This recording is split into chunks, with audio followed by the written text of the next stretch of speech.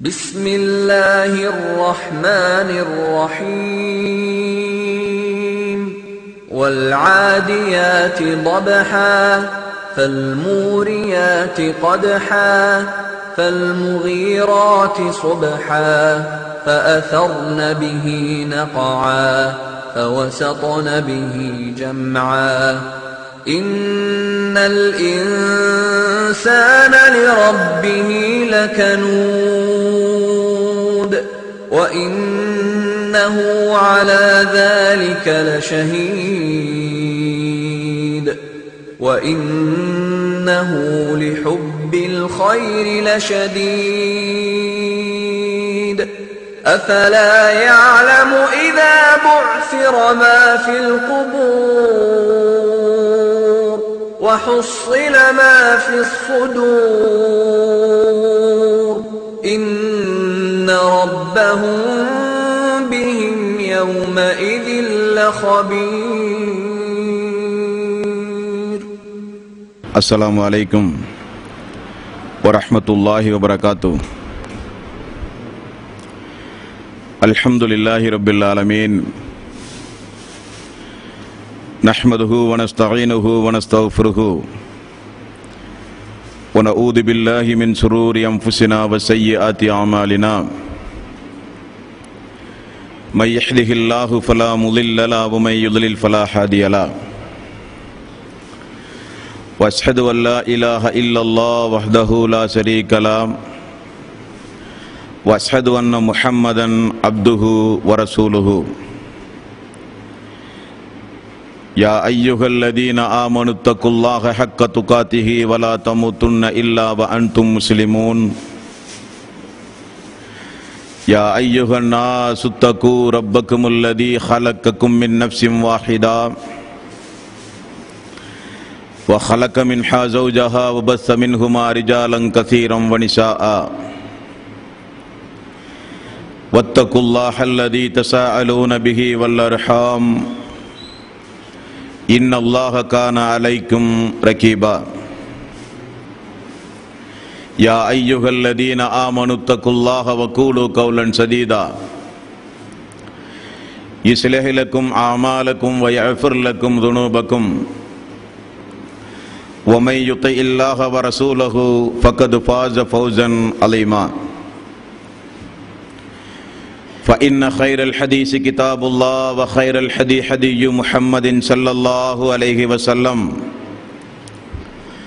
وشر الأمور محدثاتها وكل محدثة بدعة وكل بدعة ضلالة وكل ضلالة في النار. வார்த்தைகளில் சிறந்தது அல்லாஹுடைய வார்த்தை என்றும் வழிகாட்டுதலில் சிறந்தது நபிகள் நாயகம் ஸல்லல்லாஹு அலைஹி வஸல்லம் அவர்களுடைய வழிகாட்டுதல் என்றும்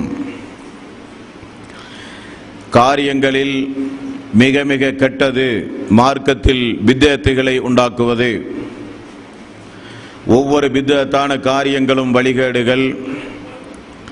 வழிகேடுகள் அனைத்தும் உங்களை நரகில் கொண்டு போய் சேர்க்கும் என்று நபிகள் நாயகம் ஸல்லல்லாஹு அலைஹி வஸல்லம் அவர்கள் தங்களுடைய ஒவ்வொரு சொற்பொழிவின் துவக்கத்திலும் இந்த மனித சமூகத்திற்கு நினைவுறுத்தியதை இந்த நல்ல சந்தர்ப்பத்தில் வந்தமர்ந்து கேட்டுக்கொண்டிருக்கின்ற உங்களது சிந்தனையிலும் ஆரம்பமாக அந்த நபிமொழியை நினைவுபடுத்தி எனது உரையை ஆரம்பம் செய்கிறேன். இணை வைத்தல், பித்அத்துகள், அனாச்சாரங்கள், மூட பழக்க வழக்கங்கள், சடங்கு சம்பிரதாயங்களை விட்டும் அமல்களை பாழாக்கி மறுமை நாளில் நரகத்திற்கு அழைத்து செல்லுகின்ற அனைத்து தீய எண்ணங்கள், நடவடிக்கைகளை விட்டும் நம் எல்லோரையும் அல்லாஹ் காப்பாற்றி அல்லாஹ்வினுடைய மார்க்கத்தில் சொல்லப்பட்ட சட்டதிட்டங்களுக்கு ஏற்ப நாம் நம்முடைய வாழ்வை அமைத்து மரணிக்கின்ற பொழுது ஒரு உண்மை முஸ்லீமாக மரணித்து மறுமை நாளில் வெற்றி பெறுகின்ற ஒரு கூட்டத்தில் அல்லாஹ் நம் எல்லோரையும் ஒன்று சேர்ப்பானாக. அன்பிற்கும் பாசத்திற்கும் உரிய சகோதரர்களே, தாய்மார்களே, பெரியோர்களே, அல்லாஹ்வினுடைய மாபெரும் கிருபையினால் புனிதமிக்க இந்த ரமலானுடைய மாதத்தை முன்னிட்டு விடைபெறும் பயணம் என்கிற ஒரு தலைப்பின் கீழ் சிறப்பு சொற்பொழிவு நிகழ்ச்சிக்கு ஏற்பாடு செய்யப்பட்டு அந்த தலைப்பின் கீழ் தொடர்ந்து நாம் ஒரு சில விவரங்களை அறிந்து வருகிறோம். அந்த வரிசையில் இன்றைக்கு பொதுவாக இந்த உலகத்தில் ஒவ்வொரு மனிதர்களுக்கும் அல்லாஹு தஆலா மரணத்தை விதியாக்கி வைத்திருக்கிறான். அந்த மரணம் ஏற்படுகிற மனிதர்கள் பலதரப்பட்ட மனிதர்களாக இந்த உலகத்தில் வாழ்ந்து வருவதை நாம் பார்க்கிறோம். திடீரென மரணம், விபத்துகளுக்கு ஆளாகி மரணம், திடீரென தீராத நோய்க்கு ஆளாகி உடனடியான மரணத்தை மேற்கொள்ளுகிற அன்பர்கள் உண்டு.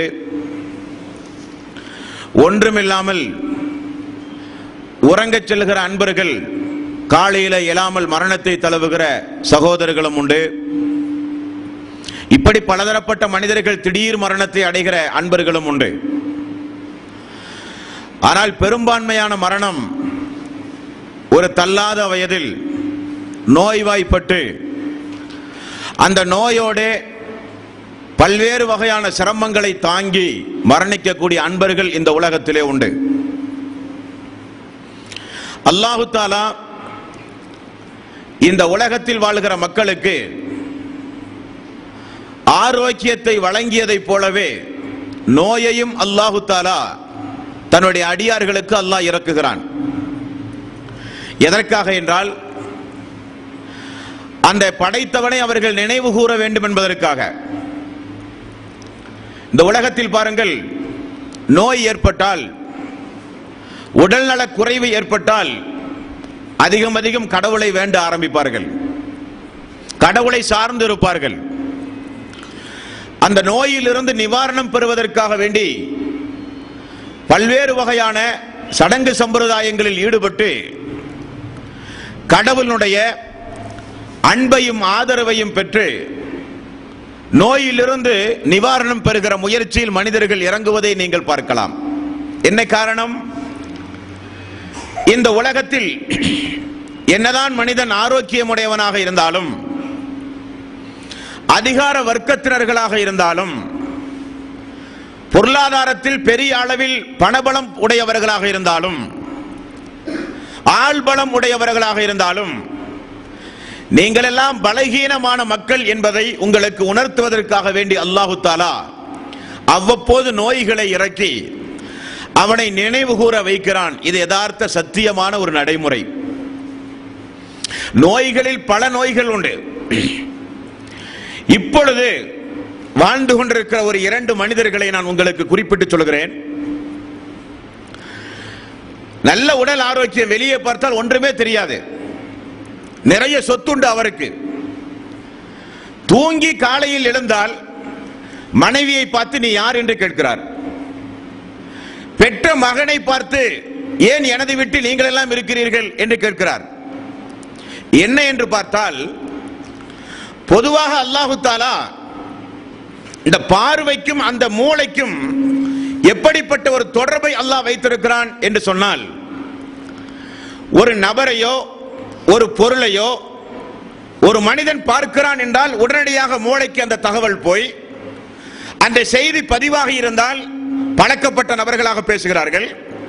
அந்த செய்தி பதிவாகவில்லையானால் புதிய நபர்களை பார்த்து பேசுவதை போல பேசுவார்கள். இது மனிதனுக்கு அல்லாஹு தஆலா வழங்கி இருக்கிற ஒரு ஆற்றல். ஆனால் இவருக்கு என்னானது என்றால், மூளையில் இருக்கிற செய்திகள் எல்லாம் டிலீட் ஆனது, எரேஸ் ஆகிவிட்டது, அழிந்து போய்விட்டது. பார்க்கிறவரை பேசுவார், மறைந்து வந்து திரும்ப உங்களிடத்தில் பார்த்தால் நீங்கள் யார் என்று கேட்பார். அல்லாஹ்வுடைய ஒரு வல்லமையை பார்த்தீர்களா? சமீபத்தில் ஒரு வாரத்திற்கு முன்னதாக ஒரு மனிதரை பற்றி நான் கேள்விப்பட்டேன். அவர் தமிழக முதலமைச்சருக்கு ஒரு கடிதம் எழுதியிருக்கிறாராம். கருணை கொலையின் மூலம் என்னை கொலை செய்து விடுங்கள். என்ன அவருக்கு நோய்? அவரையும் பார்த்தால் ஒன்றுமில்லை, நல்ல ஆரோக்கியமானவர், வெளியே பார்த்தால் எந்த குறையும் இல்லை. ஆனால் அவருக்கு உரிய நோய் என்னவென்றால், மூளை போடுகிற அந்த ஆர்டர் இருக்கிறது. ஒரு பொருளை எடுப்பதற்கு இப்படி கையை அவர் நீட்டினால் அந்த கை இங்கே செல்லுகிறது. அப்பொழுது உண்ண முடியாது, எந்த ஒரு காரியத்தையும் செய்ய முடியாது. ஒரு பொருளை எடுக்க வேண்டுமானால் அந்த பொருளுக்கு நேராக கையை கொண்டு செல்லும் பொழுது அந்த கை ஆட்டோமேட்டிக்காக விலகுகிறது. இப்பொழுது நமக்கு தெரிகிறது, அல்லாஹு தஆலா நமக்கு சொத்து சுகத்தை தராவிட்டாலும், அல்லாஹு தஆலா நமக்கு இந்த உலகத்தில் பெரிய வசதி வாய்ப்புகளை நமக்கு தராவிட்டாலும், ஆரோக்கியத்தோடு சந்தோஷத்தோடு மனைவி மக்களோடு குடும்பத்தோடு அல்லாஹ் வாழ வைத்தாலே நமக்கு போதும். அது விலை மதிக்க முடியாத பாக்கியம் என்பதை நாம் எல்லாம் அறிந்தவர்கள். அல்லாஹ் என்ன செய்கிறான், அவனை நினைவு கூறுவதற்காக வேண்டி அவ்வப்பொழுது நோய்களை அல்லாஹு தஆலா இறக்குகிறான். இப்படி நோய் வந்து அந்த நோய் தொடர்ந்து அதிலேயே மரணிக்கக்கூடிய அன்பர்கள் இந்த உலகத்திலே நிறைய பேர்கள் உண்டு. அப்படிப்பட்ட அன்பர்கள் கையாள வேண்டிய நெறிமுறைகள் என்ன, அதைத்தான் இன்றைய நாளில் நாம் பார்க்கிறோம். இது மரணத்தோடு தொடர்புடைய ஒரு தலைப்பு. அன்பர்களே, நபிகள் நாயகம் ஸல்லல்லாஹு அலைஹி வஸல்லம் அவர்கள் கூறினார்கள், ஒரு முஸ்லிமை நினைத்து நான் ஆச்சரியப்படுகிறேன். என்ன ஆச்சரியம்? ஒரு முஸ்லிமை நினைத்து நான் ஆச்சரியப்படுகிறேன். காரணம், அவருக்கு ஒரு நன்மை ஏற்பட்டாலும் அவர் அல்ஹம்துலில்லாஹ் என்று அல்லாஹுவை புகழ்கிறார். அந்த புகழ்வதின் மூலம் அது அவருக்கு நன்மையாக எழுதப்படுகிறது. ஒரு இறை விசுவாசிக்கு ஒரு தீமை ஏற்பட்டாலும் என்னுடைய இறைவன் எனக்கு இதை ஒரு நன்மையாகத்தான் தந்திருக்கிறான் என்று அதற்கும் அவர் அல்லாஹுவை புகழ்கிறார். தீமை ஏற்பட்டவுடன் நிராசை அடையாமல், ஒரு தீங்கு ஏற்பட்டவுடன் இறைவன் நம்மை கைவிட்டு விட்டான் என்று எண்ணாமல் அதையும் நன்மை என அவர் கருதுகிறார் அந்த இறை விசுவாசி. அப்பொழுதும் அது நன்மை என்று எழுதப்படுகிறது. அந்த இறை விசுவாசியை குறித்து நான் ஆச்சரியப்படுகிறேன். ரசூலுல்லாஹி ஸல்லல்லாஹு அலைஹி வஸல்லம் கூறினார்கள். அப்போ ஒரு இறை விசுவாசி தனக்கு ஒரு நோய் வரும் பொழுது அதை எப்படி எதிர்கொள்ள வேண்டும் என்றால், அந்த நோயை நேர்மாறாக நன்மையாக கருத வேண்டும். இஸ்லாத்தினுடைய அடிப்படை என்னங்க? இஸ்லாத்துடைய அடிப்படை, அல்லாஹு தஆலா இந்த பூமியில் உங்களை நேசிக்க ஆரம்பித்து விட்டால், நன்றாக நீங்கள் கவனிக்க வேண்டும், அல்லாஹு தஆலா இந்த பூமியில் ஒரு அடியானை நேசிக்க ஆரம்பித்து விட்டால் நாம என்ன நினைப்போம் என்றால், அல்லாஹ் நேசித்தால் நமக்கு சொத்து சுகம் தர வேண்டும், அல்லாஹ் நேசித்தால் நம்மை சந்தோஷமாக வாழ வைக்க வேண்டும், அல்லாஹ் நேசித்தால் நமக்கு ஆரோக்கியமான வாழ்வு, நோயே இருக்கக்கூடாது, அல்லாஹ் நம்மை நேசித்தால் நமக்கு துக்கமோ சங்கடமோ மனரீதியான கவலையோ வரக்கூடாது, இதான் அல்லாஹ்வுடைய நேசம் என்று நாம் நினைப்போம். ஆனால் இஸ்லாம் அதற்கு நேர்மாறாக சொல்லுகிறது. அல்லாஹு தஆலா ஒரு அடியானை நேசிக்க ஆரம்பித்தால் அவனை அல்லாஹ் சோதிக்க ஆரம்பிப்பான். சோதனை எந்த அளவுக்கு தொடர்கிறதோ அந்த அளவுக்கு அவனோடு அல்லாஹு தஆலா தொடர்பு வைக்கிறான், அவனை நேசிக்க ஆரம்பிக்கிறான் என்று நபிகள் நாயகம் ஸல்லல்லாஹு அலைஹி வஸல்லம் அவர்கள் கூறினார்கள். இனி ஒரு நபிமொழியை பாருங்கள். மறுமையில் அல்லாஹு தஆலா உங்களை எழுப்பி நிப்பாட்டப்பட்டு விசாரிக்கப்படுகின்ற அந்த நீதிமன்றத்தில் வானவர்கள் கொண்டு வருவார்களா இல்லையா? பட்டோலை, நன்மை தீமை அடங்கிய குறிப்பேடு. அந்த குறிப்பேட்டில் எந்த பாவமும் இல்லாமல், அந்த குறிப்பேட்டில் நன்மை மட்டுமே இருக்கக்கூடிய குறிப்பேடு, பாவங்கள் எல்லாம் அழிக்கப்பட்டு ஒரு வெள்ளை தாளை போல அல்லாஹ் உங்களை சந்திக்க வேண்டும் என்று அல்லாஹ் தீர்மானித்தால், ரசூலுல்லாஹி ஸல்லல்லாஹு அலைஹி வஸல்லம் வாசகத்தை நீங்கள் பார்க்க வேண்டும். அல்லாஹ் தஆலா மறுமை நாளில் இந்த அடியானை நான் சந்திக்கும் பொழுது அவன் எந்த பாவமும் இல்லாத நிலையில் அவன் என்னை சந்திக்க வேண்டும் என்று அல்லாஹ் தஆலா நம்மில் ஒருவரை முடிவு செய்தான் என்று வைத்துக் கொள்ளுங்களேன். அதற்கு அல்லாஹ் செய்வது என்ன தெரியுமா? உலகத்திலேயே வைத்து சிறு சிறு துன்பங்களையும் கஷ்டங்களையும் நோய்களையும் உங்களுக்கு கொடுத்து செய்த பாவங்களுக்குரிய பரிகாரமாக அதை ஆக்கி மரணிக்கின்ற பொழுது எந்த பாவமும் இல்லாத நிலையில் அல்லாஹ் உங்களை மரணிக்க வைக்கிறான். இறை நிராகரிப்பாளர்கள் நேர்மாறாக அல்லாஹ்வுடைய தண்டனையை அவர்கள் அனுபவிக்க வேண்டும் என்று அல்லாஹ் முடிவு செய்தால் உலகத்தில் அல்லாஹு தஆலா தாராளம் அவர்களுக்கு வாரி வாரி கொடுத்து அனுபவிக்க வைப்பான். அப்படியான அது நமக்கு தேவையில்லை. உண்டுமா இல்லையா? அது நமக்கு தேவையில்லை. நமக்கு அல்லாஹ் வேண்டும், அல்லாஹ்வுடைய ரசூல் வேண்டும். ஒரு இறை விசுவாசியினுடைய பார்வை, தனக்கு ஒரு சங்கடங்கள், கஷ்டங்கள், துன்பங்கள் வந்தால் பதறுதல் கூடாது. அல்லாஹ்வை தப்பும் தவறுமாக எண்ணுதல் கூடாது. அல்லாஹ் கைவிட்டு விட்டானோ என்கிற எண்ணத்தை சைத்தான் உண்டாக்குவான். அவனை முறியடிக்க பழகிக் கொள்ள வேண்டும்.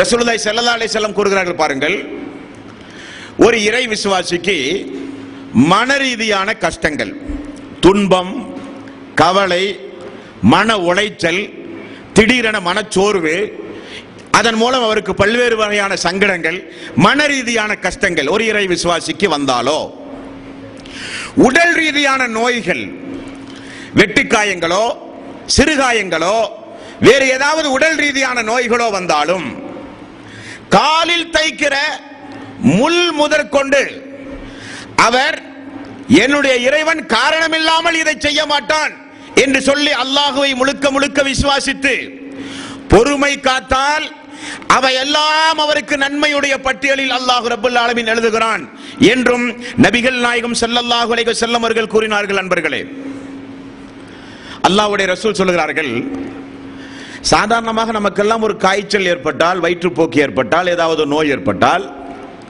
நமக்கெல்லாம் ஒரு பேஜார், ஒரு ஏதாவது ஒரு பதட்டம், என்ன நடக்குமோ ஏது நடக்குமோ.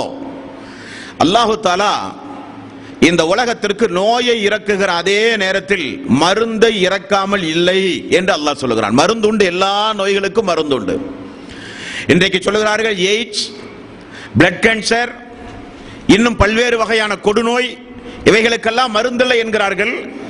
வரக்கூடிய காலத்திலே உள்ள மக்களுக்கு அல்லாஹு தஆலா அந்த இல்மை கொடுப்பான். ஆரம்ப காலகட்டத்தில் எல்லாம் நமக்கு அட்டாக் வந்தால், இருதய நோய் வந்தால் பிழைப்பவர்கள் மிக மிக குறைவு. ஆனால் இன்றைக்கு உயிர் மரணிப்பவர் மிக மிக குறைவு. அந்த அளவுக்கு இன்றைக்கு மனிதன் தன்னுடைய அறிவை வளர்த்து கொண்ட காலத்தில் இருக்கிறோம்.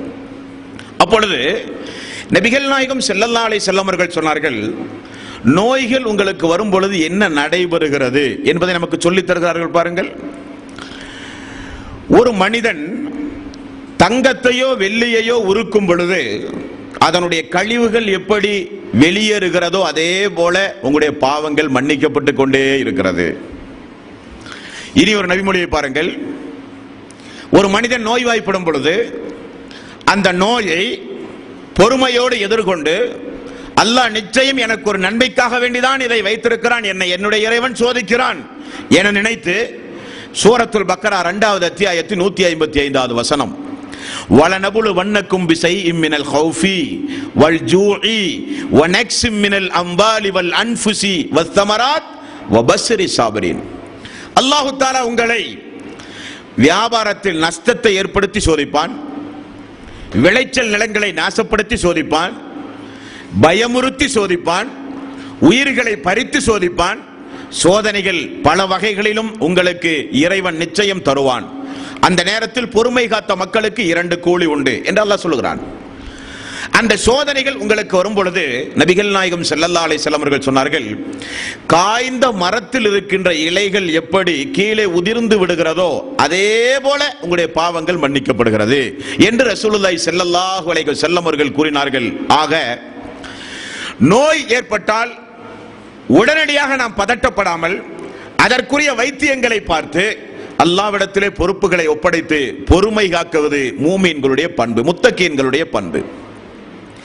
நோய் ஏற்படும் பொழுது அந்த நோய்க்குரிய நிவாரணம் தேடுகிறோம் என்கிற பெயரில் அல்லாஹ்வுக்கு இணை துணைகளை ஏற்படுத்துகிற காரியத்தில் இறங்குதல் கூடாது. நிவாரணம் தேடுகிறோம் என்கிற பெயரில் மாந்திரீகமான காரண காரியங்களில் ஈடுபடுதல் கூடாது. அவைகளெல்லாம் மார்க்கத்தில் ஹராமாக தடுக்கப்பட்டது. எந்த ஒரு நோய்க்கும் மருந்துண்டு என்று அல்லாஹ் சொல்லுகிறான். அதற்குரிய வைத்தியங்களை பார்ப்பது நம்முடைய தலையாய கடமை. இது நோயாளி தனக்கு ஒரு நோய் வரும் பொழுது அவர் பேண வேண்டிய சமாதானமான நெறிமுறைகள் ரசூலுல்லாஹி ஸல்லல்லாஹு அலைஹி வஸல்லம் சொல்லித் தந்த வழிமுறைகள். அன்பர்களே, ஒரு நோய் ஏற்பட்ட ஒரு நோயாளி நம்முடைய பகுதியில் இருக்கிறார் என்று வைத்துக் கொள்ளுங்கள். நமக்குரிய கடமை என்ன? ஒரு மனிதனுக்கு நோய் வரும் பொழுது அவர் எப்படி அதை எதிர்கொள்ள வேண்டும் என்பதை இப்பொழுது நாம் பார்த்தோம். அவருக்கு நாம் செய்ய வேண்டிய கடமைகள் என்ன, அவரோடு எப்படி நாம் நடந்து கொள்ள வேண்டும், ரசூலுல்லாஹி ஸல்லல்லாஹு அலைஹி வஸல்லம் அது குறித்து நமக்கு என்ன சொன்னார்கள்? ஒன்று, நபிகள் நாயகம் ஸல்லல்லாஹு அலைஹி வஸல்லம் அவர்கள் கூறிய நபிமொழி உங்களுக்கு எல்லாம் தெரியும். ஒரு முஸ்லிம் இன்னொரு முஸ்லிமுக்கு செய்ய வேண்டிய கடமைகளை அல்லாஹ்வுடைய ரசூல் பட்டியல் போட்டார்கள். அந்த பட்டியலை பல முறை நீங்கள் நபிமொழிகளிலே கேள்விப்பட்டிருப்பீர்கள். அதில் ஒன்று நம்முடைய தலைப்பு சம்பந்தப்பட்டது. ஒரு முஸ்லிம் நோய்வாய்ப்பட்டால் நோய் விசாரிப்பது உங்களுடைய கடமை என்றார்கள் ரசூலுல்லாஹி ஸல்லல்லாஹு அலைஹி வஸல்லம். உண்டுமா இல்லையா? தோழர்களுக்கு அல்லாஹ்வுடைய ரசூல் கட்டளையிட்டார்கள், உங்களுடைய தோழர்கள் சகோதரர்கள் நோய்வாய்ப்பட்டால் நோய் விசாரிக்க செல்லுங்கள் என்று அல்லாஹ்வுடைய ரசூல் கட்டளையாக பிறப்பித்தார்கள் தன்னுடைய சஹாபாக்களுக்கு. ஏனென்றால் ஒரு முஸ்லிம் நோய்வாய்ப்பட்டு கிடக்கிறார். அவரை பார்ப்பதற்காக வேண்டி நாம் சென்று திரும்பும் பொழுது நபிகள் நாயகம் ஸல்லல்லாஹு அலைஹி வஸல்லம் அவர்கள் என்ன சொன்னார்கள்? சொர்க்கத்தில் இருக்கிற முக்கியமான ஒரு கனியை அல்லாஹ் தஆலா உங்களுக்கு வழங்குவான். நோய் விசாரிக்க செல்லுவது. அப்படியானால் நோய் விசாரித்தல் என்பது ஒரு இபாதத் அன்பர்களே. அது எருமனே உலக நடைமுறை சம்பந்தப்பட்ட காரியம் அல்ல. ஒரு முஸ்லிமை பொறுத்தவரையில் அது ஒரு வணக்கம், அது ஒரு இபாதத் என்று நபிகள் நாயகம் ஸல்லல்லாஹு அலைஹி வஸல்லம் அவர்கள் நமக்கு கூறினார்கள். ஆனால் இன்றைக்கு நம்முடைய நிலைமைகள் எல்லாம் என்ன? யாருக்காவது குடும்பத்தில் நோய் ஏற்பட்டால் போய் பார்க்காவிட்டால் நம்முடைய தம்பி என்ன நினைப்பார்? அவரை போய் விசாரிக்காவிட்டால் நம்முடைய அண்ணன் என்ன நினைப்பார்? அவரை போய் விசாரிக்காவிட்டால் நம்முடைய சம்பந்தி என்ன நினைப்பார்? அவரை போல் விசாரிக்காவிட்டால் குடும்பத்தில் இருக்கிற உறவினர்கள் என்ன நினைப்பார்கள் என்பதற்காக வேண்டி போய் பார்க்கிற அன்பர்கள் உண்டு. அந்த நோக்கம் தவறு. இன்னும் ஒரு சில பேர்கள் உண்டு. இந்த சமூகத்தில் வசதி படைத்தவர்கள் யாராவது கொஞ்சம் 2 தும்மலுக்கு 3 தும்மல் கூடுதலாக தும்மினால் எல்லோரும் ஓடி போய் பார்ப்பார்கள். சிறிய ஒரு தலைவலி வந்தால் ஜமாத்தினர்கள், நண்பர்கள், சமூகத்தினர்கள் எல்லாம் ஓடி போய் பார்ப்பார்கள். ஆனால் நம்முடைய வீட்டுக்கு அருகில் ஒரு ஏழை முஸ்லிம் சகோதரர்கள் சகோதரிகள் இருப்பார்கள். அவர்கள் கடுமையான நோய்க்கு இருப்பார்கள். அவர்களெல்லாம் பார்க்கிற மனப்பாங்கு நமக்கு இல்லை. இதில் ஒரு ஏற்றத்தாழ்வு கூட.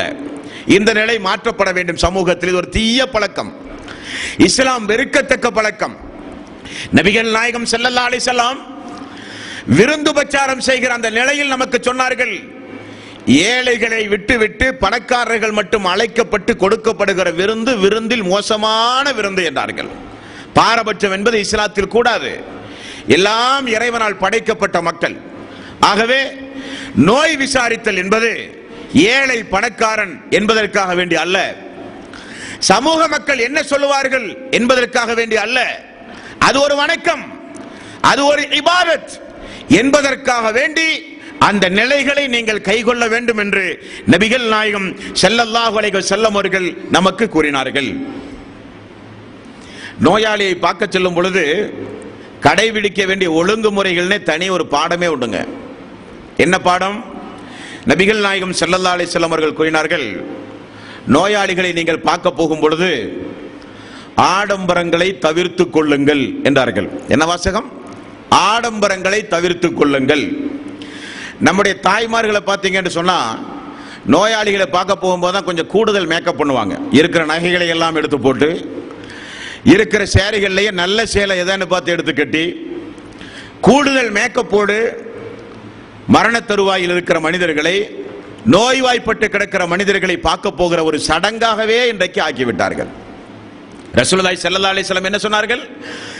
ஆடம்பரத்தோடு மேக்கப்போடு செல்லுகிற இடம் அல்ல அது. காரணம், அவர் உன்னுடைய சகோதரி அல்லது சகோதரன் நோய்வாய்ப்பட்டு கஷ்டத்தில் கிடக்கிறார். ஒரு சகோதரனை குறித்து ரசூலுல்லாஹி ஸல்லல்லாஹு அலைஹி வஸல்லம் என்ன சொல்லி தந்தார்கள்? அவர் உங்களுடைய ஒரு உடல் உறுப்பை போல. அவர் படுகிற வருத்தம் நம்முடைய வருத்தம், அவருடைய மனக்கவலை நம்முடைய மனக்கவலை, அவர் படுகிற வேதனை கஷ்டம் நாம் படுகிற வேதனை கஷ்டத்திற்கு இணையானது என்கிற எண்ணத்தோடு செல்லுகிற இடம் அது. பார்க்கிற பொழுது ஒரு பரிதாபம், பார்க்கிற பொழுது ஒரு மனக்கவலை, பார்க்கிற பொழுது நாளை குணமாவாட்டாரா, எப்பொழுது குணமாவார் என்கிற ஒரு எண்ணம். இதை விட்டுவிட்டு ஆடம்பரத்தோடு அழகு சாதனங்களை பயன்படுத்தி ஆபரணங்களை அணிந்து செல்லுகிற இடம் அல்ல நோயாளிகளை சந்திக்கிற இடம். நபிகள் நாயகம் ஸல்லல்லாஹு அலைஹி வஸல்லம் அதற்கு வழிமுறைகளை நமக்கு சொல்லித் தந்தார்கள். நண்பர்களே, நோயாளிகளை சந்திக்கும் பொழுது அவர்களுடைய மனக்கவலையை அதிகப்படுத்துகிற வாசகங்களை பயன்படுத்துதலை ரசூலுல்லாஹி ஸல்லல்லாஹு அலைஹி வஸல்லம் கூடாது என்றார்கள். நிறைய பேர் நோயாளியை பார்க்க போவார்கள், பார்த்துட்டு திரும்ப வரதுக்குள்ள அவருக்கு நோய் அதிகமாயிரும். பார்க்கிறோமா இல்லையா? நோயாளியை சந்திக்க போனால் போகிற பொழுது இவர்களே பதட்டத்தை அதிகமாக உண்டாக்குவார்கள். பிளட் டெஸ்ட் எடுத்தீங்களா, யூரின் டெஸ்ட் எடுத்துறீங்களா, சிடி ஸ்கேன் எடுத்துறீங்களா, அவன் பார்ப்பான். நம்ம நல்லத்தானே இருக்கிறோம், நமக்கு எதுக்கு இந்த மாதிரியான ஸ்கேன், இந்த மாதிரியான டெஸ்ட்? அவருக்கு ஒரு மனக்கவலை. இன்னொருத்தர் வருவார், என்ன பாய் பயங்கரமான தலைவலி, இந்த ஒத்த தலைவலி தான் சமீபத்தில் ஒருத்தருக்கு மௌத்தா போனார், அங்க போய் அவருக்கு கூடுதல் ஒரு சங்கடம், ஒரு மனக்கவலை. இந்த மாதிரி நபர்கள் அந்த முஸ்லிமுக்கு செய்ய வேண்டிய கடமை என்ன தெரியுமா? பார்க்காம போறது, பார்க்காம இருப்பதுதான் நீங்கள் அவர்களுக்கு செய்கிற கடமை. நபிகள் நாயகம் ஸல்லல்லாஹு அலைஹி வஸல்லம் ஒரு இறை விசுவாசி நோய் விசாரிக்க செல்லும் பொழுது எப்படி நடந்து கொள்ள வேண்டும் என்கிற வழிமுறையை ரசூலுல்லாஹி ஸல்லல்லாஹு அலைஹி வஸல்லம் நமக்கு சொல்லித் தருகிறார்கள். சஅத் ரலியல்லாஹு அன்ஹு நோய்வாய்ப்பட்டு கிடக்கிறார்கள். நபிகள் நாயகம் ஸல்லல்லாஹு அலைஹி வஸல்லம் பார்க்க போய் அவருடைய நெற்றியிலே கை வைத்து அவருடைய முகத்தை தடவி அவருடைய மார்பகத்தோடு தடவி நபிகள் நாயகம் ஸல்லல்லாஹு அலைஹி வஸல்லம் செய்த துஆ, அல்லாஹ்வே சஅத் அவர்களுக்கு நீ ஒரு ஷிஃபாவை கொடு, சஅத் அவர்களுடைய பாவங்களை நீ மன்னிப்பாயாக. இது மூமின்களுடைய வழிமுறை, நபிகள் நாயகம் ஸல்லல்லாஹு அலைஹி வஸல்லம் செய்து கொண்ட வழிமுறை. என்பர்களே, அவரே ஒரு பேஷண்ட், ஒரு நோயாளி என்று தெரிந்து அவருக்கு சங்கடம் தருகிற வாசகங்களை பயன்படுத்துதல் கூடாது. ஒரு சில நோயாளிகளை மருத்துவர்கள் சொல்லியிருப்பார்கள், நீங்கள் பேசக்கூடாது, அதிகம் பேசக்கூடாது என்பார். அந்த நிலை புரிந்து நாம் செல்லுவது நம்முடைய கடமை. நோயாளியை பார்க்க செல்லும் பொழுது அவரோடு இருக்கக்கூடிய உறவினர்களிடத்தில் முதலில் விசாரிக்க வேண்டும். இப்பொழுது எப்படி இருக்கிறார், பேசலாமா, அவர் நிலை என்ன, முதலில் அவர்களிடத்திலே அதற்குரிய அனுமதிகளை பெற்று பேசுவது நல்ல ஒரு பண்பு. அவருடைய நிலைகளை உணர்ந்து பேசுவது நல்ல ஒரு பண்பு. ஒரு சில பேர்கள் பார்த்தா சிறிய ஒரு தலைவலி வந்தாலே தாங்க மாட்டார்கள், அப்படிப்பட்ட மன பதட்டத்தில் இருப்பார்கள். அந்த மனநிலையை புரிந்து அவர்களுக்கு நாலு நல்ல வார்த்தை, அல்லாஹ் தஆலா உங்களை கைவிட மாட்டான் சொல்லி பாருங்கள். அவருடைய உள்ளத்தில் ஒரு அபரிவிதமான ஒரு தெம்பு வரும். அப்படிப்பட்ட வாசகத்தை ரசூலுல்லாஹி ஸல்லல்லாஹு அலைஹி வஸல்லம் நமக்கு கற்றுத் தந்துள்ளார்கள். நண்பர்களே, நபிகள் நாயகம் ஸல்லல்லாஹு அலைஹி வஸல்லம் தோழர்களை எப்படியெல்லாம் நலன் விசாரித்திருக்கிறார்கள் பாருங்கள். ஒரு நோயாளியை சந்திக்க செல்லும் பொழுது அவருக்கு என்ன தேவை என கேட்டறிந்து அவருடைய தேவைகளை பூர்த்தி செய்வது கூட பார்க்க செல்கிற மனிதர்களுடைய கடமை என்றார்கள் ரசூலுல்லாஹி ஸல்லல்லாஹு அலைஹி வஸல்லம். நபி தோழர்களை பார்க்க செல்லும் பொழுது நபிகள் நாயகம் ஸல்லல்லாஹு அலைஹி வஸல்லம், இப்பொழுது உங்களுக்கு என்ன தேவை, என்ன உங்களுக்கு வேண்டும், எப்படி இருக்கிறீர்கள், ஏதாவது வாங்கி வரவா? நபிகள் நாயகம் ஸல்லல்லாஹு அலைஹி வஸல்லமுடைய நடைமுறைகளை பாருங்கள் நண்பர்களே. ஏன் இவ்வளவு கரிசனம் இஸ்லாமிய மார்க்கத்தில் சொல்லப்படுகிறது? அது ஒரு இபாதத், நமக்கு நன்மையை பெற்று தருகிற இபாதத், அவருக்கு அதிகம் அதிகம் பாவங்கள் மன்னிக்கப்படுகிற ஒரு இபாதத். ஒரு இபாதத்தில் இருக்கிற மனிதனை இபாதத்து செய்வதற்காக வேண்டி சந்திக்கிற நாம் அப்படிப்பட்ட இடங்களில் கேலி பேச்சுகளை தவிர்த்துக் கொள்வது நல்லது. தமாசுகள் பேசுவது, கேலி பேச்சுகள் பேசுவது, அரட்டை அடிப்பதற்காக வேண்டியே நோயாளிகளை சந்திக்கக்கூடிய அன்பர்கள் உண்டு. இவைகள் எல்லாம் தவறு. வரக்கூடிய காலங்களில் திருத்திக் கொள்ள பழகிக் கொள்ள வேண்டும். நபிகள் நாயகம் ஸல்லல்லாஹு அலைஹி வஸல்லம் அவர்கள் கூறினார்கள், நோயாளியை சந்தித்து நீங்கள் திரும்ப வரும் பொழுது வானவர்கள் இறக்கையை தாழ்த்தி உங்களை வரவேற்கிறார்கள் என்று நபிகள் நாயகம் ஸல்லல்லாஹு அலைஹி வஸல்லம் அவர்கள் கூறினார்கள். அப்படிப்பட்ட ஒரு இபாதத் இந்த இபாதத். இனி இந்த இஸ்லாமிய மார்க்கத்தில் ஆண்கள் நோய்வாய்ப்பட்டால் ஆண்கள் பார்க்கிறார்கள், பெண்கள் நோய்வாய்ப்பட்டால் பெண்கள் போய் பார்க்கிறார்கள். ஒரு ஆண் ஒரு பெண்ணை பார்க்கலாமா? ஒரு பெண்ணை ஒரு ஆண் போய் விசாரிக்கலாமா என்ற ஹதீசுகளை ஆய்வு செய்து பார்த்தால் இந்த இபாதத் பொதுவானது. மார்க்கம் தடை செய்யப்பட்ட ஆடையோடு அந்த பெண்கள் இருந்தால் அந்த பெண்களை போய் நலன் விசாரிக்கலாம் ஆண்கள். ஆண்களுக்கு உடல்நலை குறைவு ஏற்பட்டால் பெண்கள் வந்து நலன் விசாரிக்கலாம், அவர்களுக்காக வேண்டி துஆ செய்யலாம், மார்க்கத்தில் அனுமதி உண்டு. உதாரணத்திற்கு ரசூலுல்லாஹி ஸல்லல்லாஹு அலைஹி வஸல்லம் மதீனா சென்ற பொழுது மதீனாவினுடைய அந்த சூழ்நிலை மக்களுக்கு ஒற்று வராத காரணத்தினால் காய்ச்சல்கள் ஏற்பட்டது. அதில் அபூபக்கர் சித்திக் ரலியல்லாஹு அன்ஹு, பிலால் ரலியல்லாஹு அன்ஹு அவர்கள், இப்படிப்பட்ட பெயர் குறிப்பிடப்பட்ட நபித்தோழர்களும் உண்டு. ஆயிஷா ரலியல்லாஹு அன்ஹா அவர்கள் நோய் விசாரிக்க செல்கிறார்கள். பாருங்கள், தந்தையே எப்படி இருக்கிறீர்கள், அல்லாஹு தஆலா உங்களுக்கு ஷிஃபாவை தரட்டும். பக்கத்தில் இருக்கிற பிலால் அவர்களே உங்களுக்கு நோய் எப்படி இருக்கிறது? ஒன்றுமில்லை, அல்லாஹு தஆலா நம்மை கைவிட மாட்டான், ஆறுதல். ஆயிஷா ரலியல்லாஹு அன்ஹா அவர்கள் கூறுகிறார்கள், ஆண்கள் நோய்வாய்ப்பட்டால் பெண்கள் போய் சந்தித்து ஆறுதல் சொல்லி பிரார்த்தனை செய்வது மார்க்கத்தில் தடை செய்யப்பட்டதல்ல, அனுமதிக்கப்பட்டது. நபிகள் நாயகம் ஸல்லல்லாஹு அலைஹி வஸல்லம் காலத்தில் பெண்களை நோய் விசாரிக்க அல்லாஹ்வுடைய ரசூல் சென்றிருக்கிறார்கள். பெண்களை நோய் விசாரிக்க அல்லாஹ்வுடைய ரசூல் உம்மு அலா என்கிற ஒரு பெண்மணியை நபிகள் நாயகம் ஸல்லல்லாஹு அலைஹி வஸல்லம் அவர்கள் சந்தித்து அந்த அம்மாவுக்கு நோய் நிவாரணத்திற்காக வேண்டி பிரார்த்தனை செய்துள்ளார்கள் என்று ஹதீஸ்களிலே பார்க்கிறோம். சிறுவர்களை சந்திக்கலாமா? நம்முடைய வாழ்வில் அப்படிப்பட்ட ஒரு அம்சம் உண்டுமா அன்பர்களே? எனது பிள்ளை, உங்களுடைய குழந்தைகள், நண்பர்களுடைய குழந்தைகள், யாருக்காவது உடல்நலவு குறைவு ஏற்பட்டால் அது நமக்கு ஒரு பொருட்டே அல்ல, குடும்பத்தினர்கள் பார்ப்பார்கள் என்று ஒதுக்கி தள்ளிவிட்டோம். அப்படி அல்ல. நபிகள் நாயகம் ஸல்லல்லாஹு அலைஹி வஸல்லம் இடத்தில் ஒரு யூத மனிதனுடைய ஒரு சிறுவர் அல்லாஹ்வுடைய ரசூலிடத்திலே வேலை பார்த்துக் கொண்டிருந்தார். திடீரென அவரை காணவில்லை. நபிகள் நாயகம் ஸல்லல்லாஹு அலைஹி வஸல்லம் விசாரித்து பார்க்கும் பொழுது அவருக்கு உடல்நலவு குறைவு ஏற்பட்டதை ரசூலுல்லாஹி ஸல்லல்லாஹு அலைஹி வஸல்லம் அறிகிறார். ஓடி போய் நபிகள் நாயகம் ஸல்லல்லாஹு அலைஹி வஸல்லம் எப்படி இருக்கிறீர்கள்? சிறியவரை ஒரு அதிபதி, ஒரு இறை தூதர், ஒரு ராணுவ தளபதி, ஒரு ஆட்சியாளர் போய் சேர்க்கிறார். தோழரை எப்படி இருக்கிறீர்கள் மகனே? ஏன் இஸ்லாத்தை தழுவலாமே? இஸ்லாம் அல்லாஹ் ரசூலை சந்திக்க செல்லும் பொழுது நலன் விசாரித்து அவருக்கு நீங்கள் செய்ய வேண்டிய முதல் கடமை என்ன தெரியுமா? ஏன் இஸ்லாத்தை நீங்கள் பற்றி சிந்திக்க கூடாது? ஏன் வேதத்தை நீங்கள் படிக்க கூடாது? ஏன் இஸ்லாமிய மார்க்கம் இறைவன் மனிதனுக்கு வழங்கியுள்ள மார்க்கம் அல்லவா என்று இஸ்லாத்தை பற்றி சொல்கிறார்.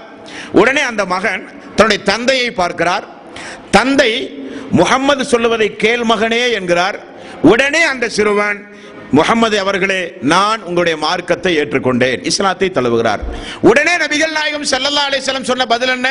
அல்ஹம்துலில்லாஹ், இந்த புகழுக்கு உரியவன் அல்லாஹ்வை தவிர யாருமே இல்லை. என்ன காரணம்? என்ன காரணம்? அந்த தூதர் தாடி நனைகிற அளவுக்கு அபூ தாலிப் இடத்திலே அழுதார். தாடி நனையக்கூடிய அளவுக்கு கலிமா சொல்லுங்கள், அந்த ஒரு வார்த்தையை சொன்னால் மறுமையில் அல்லாஹ்விடத்திலே உங்களுக்காக வேண்டி மன்றாடுவேன், தாடி நினையக்கூடிய அளவுக்கு அழுதார். அவர் சொல்ல முடிந்ததா? அவர் இஸ்லாத்தை தழுவினாரா? அது முடியாது. அல்லாஹ் நாட வேண்டும். அல்லாஹ் எப்பொழுது யாருக்கு நாடுகிறான் என்று தெரியாது.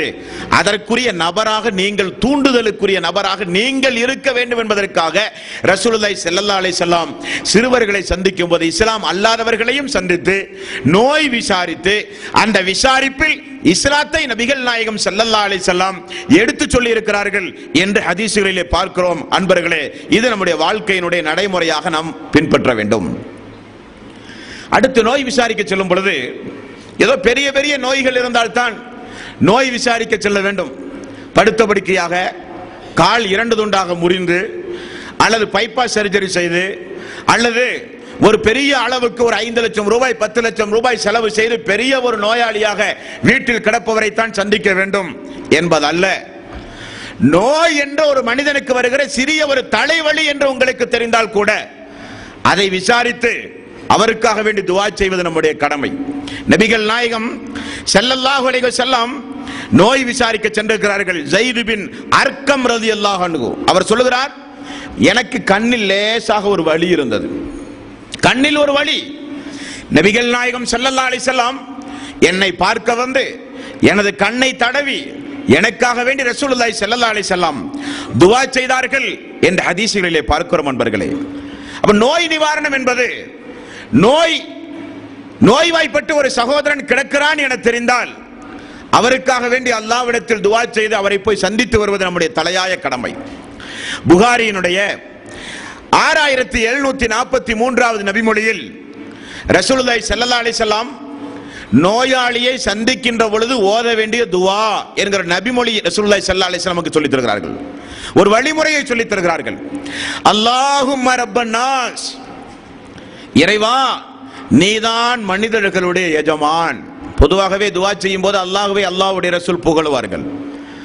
அல்லாஹும்ம இறைவா, ரப்பன் நாஸ் நீதான் மனிதர்களுடைய எஜமான், அதுஹபில் பஸ் துன்பத்தை நீக்குவாயாக, இஸ்ஃபி நீ குணப்படுத்துவாயாக, வஅன்த ஸாஃபி லா ஷிஃபா இல்லா ஷிஃபாஉக நீயே குணப்படுத்துகிறவன், நீயே குணப்படுத்துகிறவன். அல்லாஹ்வே குணப்படுத்து, நீதான் குணப்படுத்துகிற அதிக ஆற்றல் உடையவன் நீதான் யா அல்லாஹ். லா ஷிஃபா இல்லா ஷிஃபாஉக ஷிஃபாஅன் லா யுஆதிரு ஸகமா, உன்னை தவிர நோய்களை குணப்படுத்துகிறவன் யாரும் இல்லை யா அல்லாஹ். ஆகவே நீ நோயை மீதம் வைக்காமல் வேரோடும் வேரடி மண்ணோடும் யா அல்லாஹ் நீ அந்த நோயை குணப்படுத்து என்று நபிகள் நாயகம் ஸல்லல்லாஹு அலைஹி வஸல்லம் நோய் விசாரிக்க செல்லும் பொழுது அந்த சகோதரர்களுக்காக வேண்டி துஆ செய்திருக்கிறார்கள். நண்பர்களே, எவ்வளவு பெரிய அழகான வழிமுறையை பார்த்தீர்களா? நபிகள் நாயகம் ஸல்லல்லாஹு அலைஹி வஸல்லம் வழிமுறைகள், இந்த வழிமுறைகள் நண்பர்களே. நோய் விசாரிக்க செல்லும் பொழுது நிறைய பேர்த்தை நீங்கள் பார்க்கலாம். உங்களுடைய உடம்பு எப்படி இருக்கிறது, டாக்டர் என்ன சொன்னார், நேரத்திற்கு மருந்துகளை உட்கொள்கிறீர்களா, ஒரு கட்டுப்பாட்டோடு வாழ்கிறீர்களா, இப்படியெல்லாம் பேசுவார்கள். யாராவது நோய் விசாரிக்க சென்ற அன்பர்கள் யாராவது தொழுகிறீர்களா என்று யாராவது கேட்போமா? யாராவது கேட்போமா அன்பர்களே? நோய்வாய்ப்பட்ட மனிதனானாலும் சரி, அவரை பராமரிப்பதற்கு அவரை சுற்றி இருக்கிற குடும்பத்தார்களானாலும் சரி, ஒரு வார காலம் 10 மாதம் 10 நாள் அல்லது மருத்துவமனையில் இருக்கிற நாட்கள் எல்லாம் தொழுகையில் அவர்களுக்கு ஒரு பொடும்போக்கு. காரணம், கவலையோடு இருக்கிறார்களாம், துக்கத்தோடு இருக்கிறார்களாம், மனவேதனைக்கு ஆழ்படுத்தப்பட்டிருக்கிறார்களாம், சம்பந்தப்பட்ட நோயாளி கடுமையான நோயில் உள்ளாராம். ஆகவே தொழுகையை பற்றி அங்கே பேச மாட்டார்கள். நோயாளி கூட நோய் வந்தால் தொழுகையில் ஒரு பொடும்போக்காக இருப்பார். அவரை சுற்றி இருக்கிற குடும்பத்தார்கள் எல்லாம் தொழமாட்டார்கள். இது ஒரு மோசமான நிலை. காரணம், நோயாளி தான் அதிகம் பிரார்த்தனை செய்ய வேண்டிய நபர், நோயாளி தான் அதிகம் இறை தியானத்தில் இருக்க வேண்டிய மனிதர், நோயாளி தான் அந்த தொழுகை அதிகம் பேண வேண்டிய ஒரு மனிதர். நபிகள் நாயகம் ஸல்லல்லாஹு அலைஹி வஸல்லம் காலத்தில் போர்க்களத்தில் சஹாபாக்கள் தொழுதிருக்கிறார்கள். பார்க்கிறோமா இல்லையா? எதிரிகள் கையில் ஆயுதத்தை எடுத்து கொலை செய்ய முற்படுகிற களம் போர்க்களம். அந்த போர்க்களத்தில் கூட நபிகள் நாயகம் ஸல்லல்லாஹு அலைஹி வஸல்லம் தொழுதாக வேண்டும், கண்டிப்பாக போர்க்களத்திலும் தொழுகை நிறைவேற்றப்பட வேண்டும் என்று அல்லாஹ் தஆலா அவனுடைய அருள்மறையாம் திருமறை குர்ஆனிலே ஆயத்தை இறக்கி இருக்கிறான்.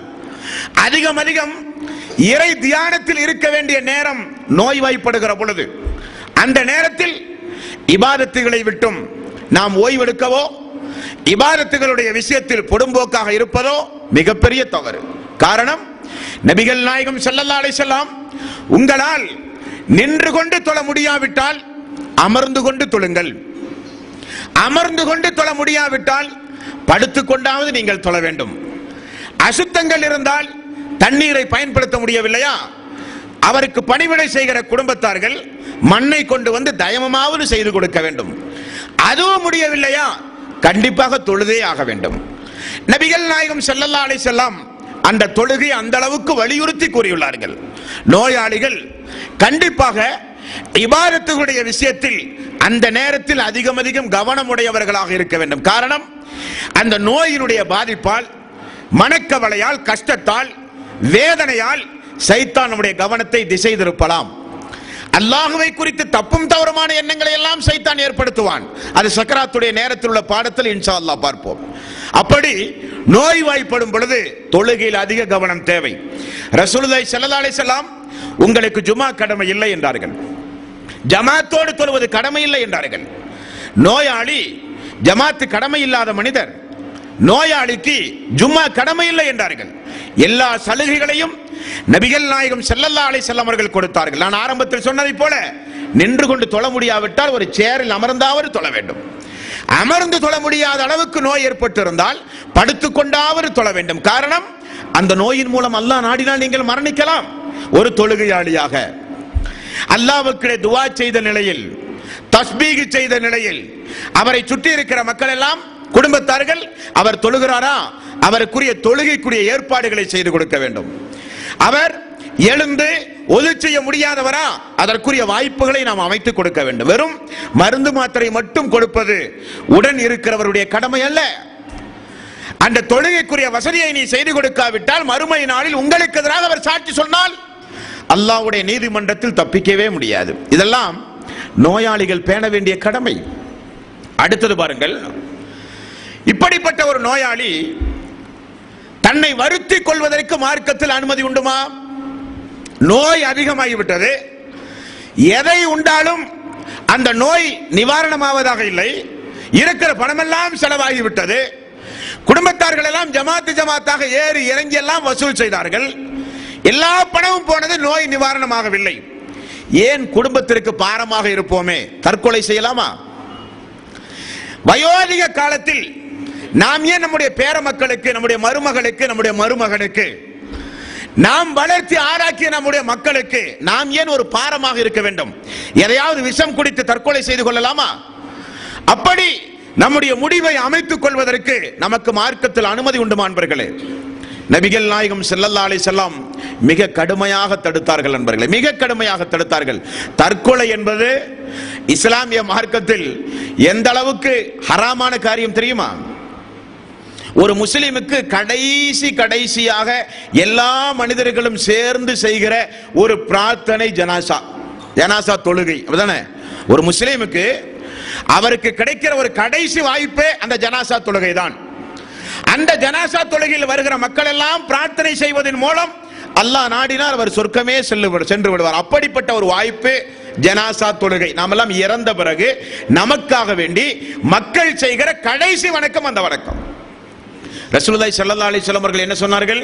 தற்கொலை செய்தவருக்கு ஜனாசா தொழுகையே கிடையாது என்றார்கள். அந்த அளவுக்கு அதை கொடூரமாக சொல்வதற்கு என்ன காரணம்? என்ன காரணம்? ஜிஹாத் என்கிற அறப்போர் நடைபெறுகிற ஒரு சம்பவத்தை பாருங்கள். ஒரு நபித்தோழர் எதிரிகளை கடுமையாக தாக்கி மிக மும்முரமாக போர் செய்வதை சஹாபாக்கள் எல்லாம் பார்த்து சொன்னார்கள், அவருக்கு நிச்சயம் சொர்க்கம் தான் உண்டு. அந்த அளவுக்கு துணிச்சலாக போரிடுகிறார்கள். அவர்களை பார்த்து ரசூலுல்லாஹி ஸல்லல்லாஹு அலைஹி வஸல்லம் அவர்கள் சொன்னார்கள், தோழர்களே அவர் நரகவாசி என்றார்கள். போர்க்களத்தில் பள்ளியில் இப்ப எல்லாருமே தொழுதுட்டு இருக்கிறோம், 5 நேரம் தொழுது ரொம்ப சுஜூதிலேயே ஒருத்தர் துவா செஞ்சுட்டு இருக்கிறார். நம்ம எல்லாம் பார்க்கும்போது என்ன நினைப்போம்? பெரிய வணக்கசாலி மாதிரி இருக்கு, நினைப்பது இயற்கை தானங்க. அப்போ ஒரு இறை தூதர் இருந்து இந்த சுஜூத கிடக்கிறார் ஒரு நரகவாசின்னு சொன்னா நமக்குலாம் எப்படி இருக்கும்? இதை விட பல மடங்கு போர்க்களம், எதிரிகளை தாக்கி கொண்டிருக்கிறார். எதிரிகளை தாக்கி மரணித்தால் ஷஹீத் என்கிற அந்தஸ்தை சொல்லி அல்லாஹ்வுடைய ரசூல் அழைத்திருக்கிறார். எல்லா தோழர்களும் வந்திருக்கிறார்கள். அந்த தோழர் எதிரிகளை தாக்குகிற விதத்தை பார்த்து சஹாபாக்கள் எல்லாம் அவருக்கு நிச்சயம் சொர்க்கம் என்று மனதில் ஒரு கற்பனை வைத்திருந்தார்கள். ரசூலுல்லாஹி ஸல்லல்லாஹு அலைஹி வஸல்லம் அவர் நரகவாசி என்றார்கள். சொன்னது சஹாபாக்களுக்கு ஆச்சரியத்தை ஏற்படுத்தியது. ஒரு நபித்தோழர் அல்லாஹ்வுடைய ரசூல் சொன்னார்கள் இவர் நரகவாசி என்று, அது போர்க்களத்தில் ஷஹீதுடைய அந்தஸ்து கிடைக்கக்கூடிய ஒரு களத்தில். அந்த நபித்தோழர் அவரை பின்தொடர ஆரம்பித்தார். போர்க்களத்தில் அவர் நிற்கும் பொழுது இவரும் நிற்பார், அவர் தாக்குகிற பொழுது பின்னால் போய் நின்று பார்ப்பார். இறுதியில் பார்த்தால் எதிரிகளால் அதிகமான காயமுட்டு காயம் தாங்காமல் வேதனையை சகித்துக் கொண்டு பொறுமையோடு இருந்து அதன் மூலம் மரணித்தால் அவருக்கு சொர்க்கம் கிடைக்கும். ஆனால் அவர் என்ன செய்கிறார்? ஒரு வாளை எடுத்து பாலைவனத்தில் குத்தி அதில் தன்னுடைய மார்பகத்தை அழுத்தி தற்கொலை செய்து கொள்கிறார். காரணம், இந்த உடம்பு எதிரிகளுடைய கையில் கிடைத்தால் அதிக வேதனை செய்வார்கள் என்பதற்காக. பார்த்த அந்த நபித்தோழர் ஓடி வந்து சொன்னார்கள், யா ரசூலல்லாஹ், நீங்கள் அல்லாஹ்வுடைய ரசூல், நான் சாட்சி சொல்கிறேன் என்றார்கள். என்ன காரணம்? அவருடைய முன்னறிவிப்பு நிகழ்ந்தேறியது. அப்ப போர்க்களத்தில் கூட ஒரு மனிதர் தற்கொலை செய்து கொண்டான் என்று சொன்னால் நோக்கமோ காரணமோ பார்க்கப்படாது. உனக்கு உரிமை இல்லாத காரியம். காரணம், அல்லாஹ்வுடைய உடம்பு. இந்த உடம்பில் இருக்கிற ஒவ்வொரு நுனிகளுக்கும் சொந்தக்காரன் அல்லாஹ் ரப்பல் ஆலமீன். அவன் கொடுத்த உயிர் இந்த உயிர். அவன் எப்பொழுது நாடுகிறானோ அப்பொழுது மறுத்தாலும் அவன் எடுக்கிற உயிர் இந்த உயிர். அதை எதிர்பார்த்து உலகத்தில் வாழ வேண்டுமே தவிர நான் நினைக்கும் பொழுது இதை எடுத்துக்கொள்வேன், மாய்த்துக் கொள்வேன் என்றால் அது இஸ்லாமிய மார்க்கத்தில் மிகப்பெரிய ஒரு குற்றத்திற்குரிய காரியம் நண்பர்களே. இனி ஒரு மனிதன் அப்படிப்பட்ட ஒரு முடிவுக்கு செல்கிறான் என்றால் என்ன காரணம்? கொஞ்சம் யோசித்து பாருங்கள். ஒன்று, அவருக்கு ஏதாவது ஒரு கஷ்டங்களோ துன்பங்களோ இந்த உலகத்தில் இருந்தால் அதற்கு நிவாரணம் தேடி இருப்பார். அவர் எதிர்பார்த்த நிவாரணம் கிடைக்காவிட்டால் அந்த காரியத்தை செய்திருப்பார். அதானே? அப்படியானால் இவர் முழுக்க முழுக்க உலகத்தை மட்டுமே எதிர்பார்த்து வாழ்ந்தவர், மறுமையோடு தொடர்பில்லாதவர் என்பதை அவர் நிரூபித்து விட்டார். அவர் நினைத்ததெல்லாம் இந்த உலகத்திலே கிடைக்க வேண்டும் என்றால் அப்படிப்பட்ட ஒரு ஏற்பாட்டை அல்லாஹு தஆலா இந்த உலகத்தில் யாருக்குமே செய்யவில்லை. தூதர்கள் கூட இந்த உலகத்திலே கஷ்டப்படுத்தப்பட்டிருக்கிறார்கள். அய்யூப் அலைஹி ஸலாத்து வஸ்ஸலாம் தீராத நோயிலே இருந்திருக்கிறார் என்றெல்லாம் நம்ம வசனங்களிலே பார்க்கிறோம். இருக்கிற கஷ்டங்களை தாங்கிக் கொள்ளாமல் அல்லாஹ் என்னை கைவிட்டு விட்டான் என்று நிராசை அடைந்து விட்டார். அதான் முக்கியமாக நீங்கள் கவனிக்க வேண்டும். இறைவன் என்னை கைவிட்டு விட்டான் என்று இறைவனுடைய அருளால், இறைவனுடைய கருணையை, இறைவனுடைய அருளை அவர் அவநம்பிக்கை ஏற்படுத்தி விட்டார். இரண்டாவது குற்றம். ஒன்று, அவர் எதிர்பார்த்ததெல்லாம் கிடைக்க வேண்டும் என்று எண்ணி இருந்தார். நோய் ஏற்பட்டிருந்தால் நிவாரணம் வேண்டும் என்று எண்ணி இருந்தார். வியாபாரத்தில் நஷ்டம் என்றால் பொருளாதாரம் வேண்டும் என்று எண்ணி இருந்தார். கிடைக்காத காரணத்தினால் செய்தார். ஆனால் அவர் உலகத்தை விரும்பி இருக்கிறார், மறுமையோடு தொடர்பில்லாதவராக விட்டார். இரண்டாவது, அல்லாஹ் என்னை கைவிட்டு விட்டான், எனக்கு எப்பொழுது பார்த்தாலும் கஷ்டம், எப்பொழுது பார்த்தாலும் எனக்கு துன்பம், எப்பொழுது பார்த்தாலும் எனக்கு நோய், என்னுடைய ரப் என்னை கைவிட்டு விட்டான் என்று அல்லாஹுவை குறித்து தப்பும் தவறுமாக எண்ணிய குற்றத்தை அவர் இரண்டாவதாக செய்கிறார். மூன்றாவது, இறைவா நீ கொடுத்த உயிர் எனக்கு தேவையில்லை என்று முகத்தில் தூக்கி வீசுவதை போல அந்த உயிரை அந்த அடியான் தூக்கி வீசிவிட்டான். ஆகவே அல்லாஹ்வுடைய சன்னிதானத்தில் மிகப்பெரிய குற்றத்திற்குரிய காரியமாக பாவிக்கப்படும். என்னதான் கஷ்டங்கள் இருந்தாலும் துன்பங்கள் இருந்தாலும் சகித்துக் கொள்ளத்தான் பழக வேண்டுமே தவிர அப்படிப்பட்ட மரணத்தை தேடுகிற உரிமை உங்களில் யாருக்கும் கிடையாது என்று அல்லாஹ்வும் அல்லாஹ்வுடைய ரசூலும் நமக்கு தெளிவுபட கூறியிருக்கிறார்கள். அன்பர்களே, நபிகள் நாயகம் ஸல்லல்லாஹு அலைஹி வஸல்லம் அவர்கள் கூறினார்கள், மறுமை நாளில் ஒரு சில இமாம்கள் சொல்கிறார்கள், ஒரு சில சங்கைக்குரிய உலமாக்கள் பேசுகிறார்கள், இப்படிப்பட்டவர்களுக்கு நிரந்தரமான நரகம். என்ன காரணம்? என்ன காரணம் அன்பர்களே? நபிகள் நாயகம் ஸல்லல்லாஹு அலைஹி வஸல்லம் இந்த தற்கொலை செய்த மனிதனுக்கு மட்டும் அல்லாஹ் தஆலா மறுமையில் கொடுக்கக்கூடிய தண்டனை, வட்டி வாங்குகிறான், விபச்சாரம் செய்கிறான், மதுபானம் அருந்துகிறான், கொள்ளையடிக்கிறான், திருடுகிறான், சூதாட்டம் ஆடுகிறான், என்னென்ன அநியாயங்கள் உண்டோ இந்த அநியாயங்களுக்கெல்லாம் ரப்புல் ஆலமீன் தண்டனை கொடுக்கிறான். தற்கொலை செய்தவனுக்கு மட்டும் என்ன தண்டனை தெரியுமா? அவன் எப்படி தன்னுடைய உயிரை மாய்த்து கொண்டானோ அதே போலதான் அவனுக்கு தண்டனை. ரசூலுல்லாஹி ஸல்லல்லாஹு அலைஹி வஸல்லம் அவர்கள் சொன்னார்கள், உயர்வான மலையிலே இருந்து அவன் குதித்து தன்னுடைய உயிரை மாய்த்து கொண்டால் நரகத்தில் அப்படி அவன் குதித்துக் கொண்டே இருப்பான். விஷம் அருந்தி ஒரு மனிதன் தன்னுடைய உயிரை மாய்த்து கொண்டால் விஷத்தை குடிக்க கொடுத்து கொண்டே இருப்பான் நரகத்தில். கூர்மையான ஆயுதத்தை கொண்டு அவன் தன்னை குத்தி தன்னுடைய உயிரை மாய்த்து கொண்டால் அவனுக்கு ஒரு ஆயுதம் நரகத்திலே கொடுக்கப்படும், அதை கொண்டு அவன் குத்தி தன்னை வேதனை செய்து கொண்டே இருப்பான் என்று ரசூலுல்லாஹி ஸல்லல்லாஹு அலைஹி வஸல்லம் அவர்கள் கூறினார்கள். அல்லாஹ் தஆலா நமக்கு அப்படிப்பட்ட மரணத்தை நம்முடைய வாழ்வில் யாருக்கும் தரக்கூடாது, நம்முடைய எதிரிகளுக்கு கூட. இந்த உலகத்தில் அல்லாஹ் தஆலா நம்மை படைத்து விட்டான். நோய் நொடிகள், துன்பங்கள், கஷ்டங்கள், மனக்கவலைகள், துக்கம் எல்லாம் இந்த உலகத்தில் வரும். சகிப்பது நம்முடைய கடமை என்பதுதான் இஸ்லாமிய தீர்வு. இனி நோய் விசாரிக்க சொல்கிறோமே, இதை குறித்து கூட அறிஞர் பெருமக்கள் என்ன சொல்கிறார்கள் தெரியுமா? நோய் விசாரிக்க செல்வது கடமை என்கிறார்கள், ஃபர்ல் என்கிறார்கள், சுன்னத் அல்லவாம். அது ஒரு ஃபர்ல். எப்படி தொழுகை ஒரு ஃபர்லோ, எப்படி இன்ன பிற வணக்க வழிபாடுகள் ஃபர்ல் என்று இஸ்லாமிய மார்க்கத்தில் சொல்லப்பட்டதோ அதே போல நோய் விசாரிப்பது ஒரு ஃபர்ல் என்கிறார்கள் இமாம்கள். அப்படி அவர்கள் சுயமாக சொல்லவில்லை, அவர்கள் அதற்கு ஒரு நபிமொழியை ஆதாரமாக சொல்கிறார்கள். என்ன நபிமொழி? அல்லாஹு தஆலா மறுமையில் எதை குற்றத்திற்குரிய காரியமாக எடுத்து விசாரிக்கிறானோ அதெல்லாம் ஃபர்லான காரியம். அந்த அடிப்படையில் உள்ளது நோய் விசாரிக்க செல்லுவது. அல்லாஹு தஆலா மறுமை நாளில் அடியார்களை பார்த்து, செல்வந்தர்களை பார்த்து அல்லாஹு தஆலா கேட்கிற கேள்விகள் உண்டு. என்ன கேள்வி? நான் பசியோடு வந்தேனே, எனக்கு ஏன் நீ உணவு தரவில்லை? உண்டுமா இல்லையா? அந்த வரிசையில் உள்ள அந்த ஹதீஸுடைய பாடத்தில் பாருங்கள், நான் நோய்வாய்ப்பட்டு இருந்தேனே, என்னை ஏன் நீ பார்க்கவில்லை? அடியான் சொல்லுகிற வார்த்தை என்ன? அல்லாஹுவே, நீ மிகப்பெரிய எஜமான், நீ எப்பொழுது நோய்வாய்ப்பட்டு இருந்தால் நாங்கள் உன்னை வந்து பார்க்காமல் இருக்க? நீ எப்பொழுது உனக்கு நோய் வந்தது அடி என்று அடியான் கேட்கிறான். அல்லாஹ் சொல்கிறான், நீ உலகத்தில் வாழும் பொழுது என்னுடைய அடியானுடைய அண்டை வீட்டில் உன்னுடைய சகோதரனாக சகோதரிகளாக நோய்வாட்டுப்பட்டு கிடந்தார்களா இல்லையா? அவர்களை நீ பார்க்க சென்றால் அந்த இடத்தில் என்னை நீ பார்த்திருப்பாய். அவர்களை நீ விசாரிக்க செல்வது என்னை விசாரிப்பதற்கு சமம் என்று அல்லாஹு தஆலா இதை நோய் விசாரிக்காமல் இருந்ததை, நோயாளியை பார்க்க செல்லாமல் இருந்ததை ஒரு குற்றமாகவே அல்லாஹ் மறுமை நாளில் விசாரிக்கிறான் என்றால் அது ஒரு கடமை என்கிறார்கள் இமாம்கள், ஹதீஸ்களை வல்லுநர்கள். அது மிக முக்கியமான கடமை, அது நம்முடைய கடமை என்றார்கள். அது நம்முடைய கடமை. ஆனால் நோயாளிகளை பொறுத்தவரையில் அதன் மூலமே அவர்கள் மரணத்தை அடையக்கூடியவர்களாக இருந்தாலும் நபிகள் நாயகம் ஸல்லல்லாஹு அலைஹி வஸல்லம் பொறுமையோடு இருக்க சொன்னார்கள். அதெல்லாம் உங்களுக்கு நன்மையாக, ஒவ்வொரு ஆரம்பத்தில் சொன்னதை போல ஒவ்வொரு நிலைகளிலும் ஒவ்வொரு நன்மைகளை உங்களுக்கு பெற்றுத் தரக்கூடிய காரியம் என்றார்கள். ரசூலுல்லாஹி ஸல்லல்லாஹு அலைஹி வஸல்லம் நபிமொழிகள் உண்டுங்க. பொறுமை பொறுமை என்று சொல்கிறோமே, புகாரில் ஒரு நபிமொழிகளை பாருங்கள். உங்களுக்கு ஒரு கஷ்டம் ஏற்படும் பொழுது, ஒரு துன்பம் ஏற்படும் பொழுது, வீட்டில் ஒரு மரணம் ஏற்படும் பொழுது எப்ப பொறுமையா இருக்கணும்? எல்லாம் ஒப்பாரி வச்சு அழுது அல்லாஹ்வை ஏச வேண்டியதெல்லாம் ஏசி ஒரு 10-15 நாள் பொறுத்து சரி நடந்தெல்லாம் நடந்துச்சுங்க என்று பொறுமையாக இருப்பதல்ல பொறுமை. ரசூலுல்லாஹி ஸல்லல்லாஹு அலைஹி வஸல்லம் வாசகத்தை பாருங்கள். துன்பம் ஏற்படுகிற ஆரம்ப நேரத்தில் நீங்கள் காட்பதுதான் பொறுமை. வாசகம் அதுதான். கஷ்டம் ஏற்படும் பொழுது, துன்பம் ஏற்படும் பொழுது அந்த ஆரம்ப நேரம் எடுத்த உடனே உங்களுடைய வாழ்வு பொறுமையாகவே இருக்க வேண்டும். பொறுமைக்கு நிகரான ஒரு பரிசு உலகத்தில் ஒன்றுமே கிடையாது.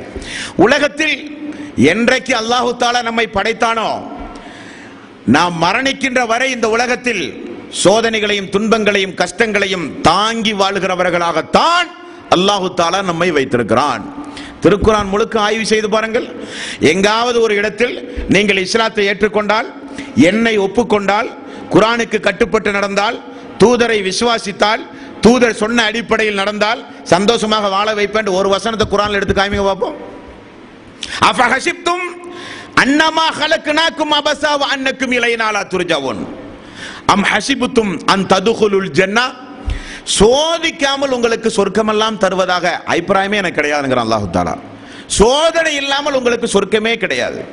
சொர்க்கம் வேண்டும் என்றால் அதற்கு ஒரு சில பரீட்சைகளை அல்லாஹ் தஆலா உலகத்தில் வைப்பான்.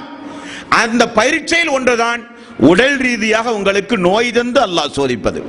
அப்படி நோயை அல்லாஹ் தஆலா நமக்கு தரும் பொழுது கடைபிடிக்க வேண்டிய ஒழுங்குமுறைகள், நெறிமுறைகள் அன்பர்களை இவைகள் எல்லாம். இனி இந்த உலகத்தில் நிறைய மரண சம்பவங்களை நீங்கள் கேட்கிறீர்கள். நோயினால் மரணம், பூகம்பத்தால் மரணம், விஷ ஜந்துக்கள் தீண்டி அதன் மூலம் மரணம், திடீரென ஒரு வீடுகள் இடிந்து விழுந்து இடிபாடுகளில் சிக்கி அதன் மூலம் ஏற்படுகிற மரணம், தள்ளாத வயதில் ஏற்படுகிற மரணம், கால் தவறி உருண்டு விழுந்து திடீரென மரணிக்கக்கூடிய மரணம், குளிக்க செல்கிற பொழுது நீரில் மூழ்கி மரணிக்கக்கூடிய மரணம், திடீரென ஒரு தீ விபத்தில் ஏற்படுகிற மரணம், திடீரென ஒரு விபத்தில் ஆக்சிடென்டில் ஏற்படுகிற மரணம், பெண்கள் பிரசவ நேரங்களில் திடீரென மரணம், இப்படி எத்தனையோ மரண சம்பவங்கள். நபிகள் நாயகம் ஸல்லல்லாஹு அலைஹி வஸல்லம் ஒரு சில மரணங்களிலே இருந்து அல்லாஹ்விடம் பாதுகாப்பு தேடினார்கள். அல்லாஹ்வுடைய ரசூல் ஒரு சில மரணங்களிலே இருந்து அல்லாஹ்விடத்தில் பாதுகாப்பு தேடினார்கள். அது எந்த மரணம்? ஒரு சில மரணங்கள் நல்ல மரணங்கள் என்று ரசூலுல்லாஹி ஸல்லல்லாஹு அலைஹி வஸல்லம் பட்டியல் போட்டு நமக்கு சொல்லி இருக்கிறார்கள். அது எந்த மரணம்? அப்படிப்பட்ட மரணங்களில் ஒரு சில பேர்களை பார்த்தால் சக்கராத்துடைய நேரத்தில் ரொம்ப கடுமையான வேதனைக்கு ஆள்படுத்தப்படுவார்கள். நாமெல்லாம் நினைப்போம், பெற்ற செய்த பாவத்துக்கு தான் அல்லாஹ் தஆலா அப்படி எல்லாம் தண்டிக்கிறானோ என்று நினைப்போம். அந்த எண்ணம் தவறு. ஒரு மனிதன் இந்த உலகத்தை விட்டு பிரியும் பொழுது அவனுடைய ஆன்மாவுக்கென்று ஒரு சில தண்டனைகள் கொடுக்கப்பட்டு வேதனைகள் கொடுக்கப்படுவதும் உண்டு, உடலுக்கு ஒரு சில வேதனைகளும் உண்டு. அது எதை பற்றி எப்படி விளங்க வேண்டும் என்று நபிகள் நாயகம் ஸல்லல்லாஹு அலைஹி வஸல்லம் அவர்கள் கூறினார்கள் என்பதையெல்லாம் இன்ஷா அல்லாஹ் வரக்கூடிய காலங்களில் தொடர்ந்து பார்ப்போம். எல்லாம் வல்ல அல்லாஹ் தஆலா இந்த உலகத்தில் நாம் வாழும் பொழுது லா யுகல்லிஃபுல்லாஹு நஃப்ஸன் இல்லா உஸ்ஸாஹா, அல்லாஹ்வே தாங்க முடியக்கூடிய சக்தியை தந்து எங்களை நீ சோதிப்பாயாக யா அல்லாஹ். சோதிப்பது நிச்சயம், அதிலிருந்து யாரும் தப்பிக்க முடியாது. அந்த சோதனை எங்களால் தாங்க முடியக்கூடிய சோதனையாக இருக்கட்டும். என்ன காரணம்? என்ன காரணம்? கப்பாப் ரலியல்லாஹு அன்ஹு ரசூலுல்லாஹி ஸல்லல்லாஹு அலைஹி வஸல்லம் கஅபாவில் ஒரு மேலே ஒரு போர்வையை போர்த்தி சாய்ந்து கொண்டிருக்கும் பொழுது கப்பாப் ஓடி வந்து சொன்ன ஒரு சம்பவம் புகாரியிலே உண்டு. யா ரசூலல்லாஹ், மக்கா நகரில் கொடுமைகள் தலைவிரித்து ஆடுகிறது யா ரசூலல்லாஹ். நாங்கள் வீடுகளில் கூட இருக்க முடியவில்லை. காரணம், தினசரி காலை மதியம் இரவு என்று கூடி கூடி வந்து வீட்டுக்குள் வந்து அடிக்கிற அளவுக்கு கொடுமைகள் அதிகமாகிவிட்டது யா ரசூலல்லாஹ். எங்களுடைய கொடுமைக்கு நிகரே இல்லை. நாங்கள் எந்த வம்பு தும்புக்கும் செல்லவில்லை, வெளியே போய் மார்க்கத்தை கூட சொல்லவில்லை. மார்க்கத்தை எங்களுடைய வீட்டில் இருந்து கொண்டு நாங்கள் பின்பற்ற முடியாத நிலைமை. வீட்டுக்குள் வந்து ஏன் எதற்கு என்று கூட கேட்காமல் அபூஜஹலுடைய தலைமையில் வந்து அடித்து கொடுமைகள் செய்கிறார்கள், துன்புறுத்துகிறார்கள். எனது முதுகை பாருங்கள் யார சொல்லலாம், தீயால் காய்ச்சி உருக்கி எடுத்து விட்டார்கள் இந்த பாவிகள். ஆகவே இந்த கொடுமைகள் கொஞ்சம் குறைய துவா செய்யுங்கள் யார சொல்லலாம். கொடுமைகள் குறைய, கொடுமையிலிருந்து பாதுகாப்பல்ல, இந்த அக்கிரமம் அநியாயம் எல்லாம் கொஞ்சம் குறைய துவா செய்யுங்கள் அல்லாஹ்விடத்திலே. நீங்கள் தூதர் தானே. ரசூலுல்லாஹி ஸல்லல்லாஹு அலைஹி வஸல்லம் அவர்கள் சொன்னார்கள், கப்பாவே இன்னும் நீங்கள் சோதிக்கப்படவே இல்லை என்றார்கள். யாரை பார்த்து? முதுக காமிக்கிறாரு, வீட்டுக்குள்ள போந்து அடிக்கிறாரு, அழுகிறாரு. யார் ரசூலுல்லாஹ் சொந்தமாக கூட இஸ்லாத்தை பின்பற்ற முடியாத நிலைமை என்கிறார். அவரை பார்த்து ரசூலுல்லாஹி ஸல்லல்லாஹு அலைஹி வஸல்லம் அவர்கள் சொன்னார்கள், கப்பாவே இன்னும் சோதனை ஆரம்பமாகல என்றார். அவர் அப்படியே உறைந்து போய் நின்றார்கள். அவரை பார்த்து ரசூலுல்லாஹி ஸல்லல்லாஹு அலைஹி வஸல்லம் சொன்னார்கள், இந்த மார்க்கத்தை ஏற்றுக்கொண்ட மக்கள் ஒரு சமூகத்தில் எப்படி நடத்தப்பட்டார்கள் தெரியுமா? பாலைவனத்திலே கொண்டு வந்து குழியை வெட்டி குழிக்குள் இறக்குவார்கள், தலை மட்டும்தான் வெளியே தெரியும். மரத்தை அறுக்குகிற ரம்பத்தை கொண்டு வந்து தலையில் வைத்து அறுப்பார்கள் பாவிகள். இரும்பு சீப்புகளால் உடல் முழுக்க சீவி சீவி எடுப்பார்கள். தீக்குண்டத்தை உடையவர்கள் என்று அல்லாஹ் திருக்குரானிலே சூரத்துல் புரூஜ் என்கிற ஒரு அத்தியாயம் திருக்குரானிலே உண்டு. தீக்குண்டத்தை உடையவர்கள். அவன் என்ன செய்கிறான்? ஒரு கொடுங்கோல அரசன் அந்த நாட்டில் மிகப்பெரிய ஒரு அகல் வெட்டி அதில் தீயை மூட்டி யாரெல்லாம் இஸ்லாத்தை தழுவினார்கள் அவர்களை எல்லாம் பிடித்து பிடித்து தள்ளுகிற ஒரு கொடுங்கோலன் இருந்த காலம். ஆகவேதான் அல்லாஹ் சொல்கிறான், நமக்கு அல்லாஹ்வுடைய ரசூலுக்கு இறக்கிய வசனத்தில் அல்லாஹ் சொல்கிறான், லா யுகல்லிஃபுல்லாஹு நஃப்ஸன் இல்லா உஸ்ஸஹா. அல்லாஹ்வே நீ சோதனை செய், தாங்க முடியக்கூடிய சோதனை எங்களுக்கு தாயா அல்லாஹ் என்கிற பிரார்த்தனை செய்ய நாம் எல்லாம் கடமைப்பட்டிருக்கிறோம். என்னதான் கஷ்டங்கள் வந்தாலும் துன்பங்கள் வந்தாலும் எதிர்மறையாக சிந்திக்க நாம் எல்லாம் பழகிக்கொள்ள வேண்டும். நாம் எல்லாம் 2010 டிசம்பர் வரும் பொழுது நம்ம கொஞ்சம் யோசிக்கணும். 2010 நமக்கு எந்த சோதனையும் வரலையே, 2010 எந்த கஷ்டத்தையும் நமக்கு அல்லாஹ் தஆலா தரலையே, அல்லாஹ் தஆலா நம்மளை நேசிக்கலையோ, இப்படி புரிய நாம் எல்லாம் பழக்கப்படுத்திக் கொள்ள வேண்டும். இந்த மாசமே சரியில்லை, இந்த நாளே சரியில்லை, இந்த வாரமே சரியில்லை, எங்க பார்த்தாலும் கஷ்டம், எங்க பார்த்தாலும் துன்பம். சந்தோஷப்பட சொல்கிறார்கள் ரசூலுல்லாஹி ஸல்லல்லாஹு அலைஹி வஸல்லம். காரணம், எந்த அளவுக்கு அல்லாஹ் உங்களை சோதிக்கிறானோ, சோதனைகள் எந்த அளவுக்கு வாழ்வில் அதிகமாகிறதோ அந்த அளவுக்கு அல்லாஹ்வோடு நீங்கள் நெருங்கி செல்கிறீர்கள் என்றார்கள் ரசூலுல்லாஹி ஸல்லல்லாஹு அலைஹி வஸல்லம். ஆகவே சோதனைகள் வரும் பொழுது பொறுமையோடு எதிர்கொள்ள வேண்டும். நோயாளிகள் நோய்வாய்ப்படும் பொழுது பதட்டப்பட வேண்டிய அவசியம் இல்லை. உரிய வைத்தியங்களை செய்து அல்லாஹ்விடத்திலே தஸ்பீகள் துஆக்களை செய்ய வேண்டிய அற்புதமான நேரம். நோயாளிக்கு அருகில் எப்பொழுதும் மலக்குமார்கள் இருந்து கொண்டே இருப்பாராம். அவர் செய்கிற துஆவுக்கெல்லாம் ஆமீன் ஆமீன் என்று சொல்லிக்கொண்டு, யா அல்லாஹ் என்ன தவிர உனக்கு வேற கண்ணே தெரியாதா, ஆமீன் பார்கள் மலக்குமார்கள். யா அல்லாஹ் நான் இவ்வளவு கஷ்டப்பட்டு கிடக்கிறேனே, தொழுதனே, நோன்பு வச்சனே, என்ன மறந்துட்டியா, ஆமீன். அவன் அல்லாஹ் தஆலா உங்களை மறந்துடுவான். அதனால மலக்குமார்கள் இருக்கக்கூடிய இடம், துஆ அதிகம் அதிகம் அல்லாஹ்விடத்தில் ஏற்றுக்கொள்ளக்கூடிய இடம். பொறுமை என்பது பாவங்கள் மன்னிக்கப்படுவதற்கு அதிக தகுதி படைத்த இடம் ஒரு நோயாளிக்கு என்றார்கள் ரசூலுல்லாஹி ஸல்லல்லாஹு அலைஹி வஸல்லம். ஆகவே நோய் வரும்போது பதட்டப்படாமல், எதிர்வினையாக சிந்திக்காமல், அல்லாஹ்வை தப்பும் தவறுமாக எண்ணாமல், தற்கொலை முயற்சிகளிலே ஈடுபடாமல் நாம் ஒவ்வொருவரும் நம்முடைய மரணம் முஸ்லிமான மரணமாக அமைய பொறுமை, பாவங்கள் மன்னிக்கப்படுகிற நல்ல அமல்களை செய்து, குறிப்பாக தொழுகை, துஆக்கள், தௌபா போன்ற காரியங்களில் ஒவ்வொரு நோயாளிகளிலும் ஈடுபட்டு நாம் அந்த மரணத்தை எதிர்கொள்ள தயாராக இருக்க வேண்டுமே தவிர நாம மரணத்தை முடிவு செய்தல் கூடாது. மரணத்தை விரும்பி அல்லாஹ்விடத்திலே பிரார்த்தனை செய்வதையும் கூடாது என்பதை நேற்றைய தினம் நாம் பார்த்தோம். அப்படிப்பட்ட வழிமுறைகளை பேணி நடக்கக்கூடிய நல்லவர்களாக அல்லாஹ் நம் எல்லோரையும் ஆக்கி அருள் புரிவானாக. வாஹிரு தௌவானா அனில் ஹம்துலில்லாஹி ரப்பில் ஆலமீன். அஸ்ஸலாமு அலைக்கும் வ ரஹ்மத்துல்லாஹி வ பரகாத்துஹு.